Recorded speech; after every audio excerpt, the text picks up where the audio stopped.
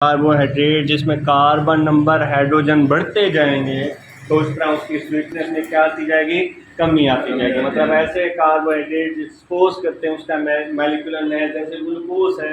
अब ग्लूकोज का जो मॉलिक्यूलर मास कम है बानिस्बत सक्रोज के, जिसकी वजह से किसकी स्वीटनेस ज़्यादा होगी, ग्लूकोज की स्वीटनेस ज़्यादा होगी as compare to the sucrose. अब ऐसे कार्बोहाइड्रेट जिनका मॉलिक्यूलर मास क्या होगा, कम होगा, उसकी स्वीटनेस क्या होगी, ज़्यादा होगी। अगर हम सपोज करते हैं कि ग्लूकोज और सक्रोज का कंपैरिजन करते हैं तो सक्रोज का जो मॉलिक्यूलर मास है वो क्या है, ज़्यादा है, जिसकी वजह से इसकी स्वीटनेस क्या होगी, लेस स्वीटनेस होगी। मतलब ये क्या होंगे, मिठास में कम होंगे।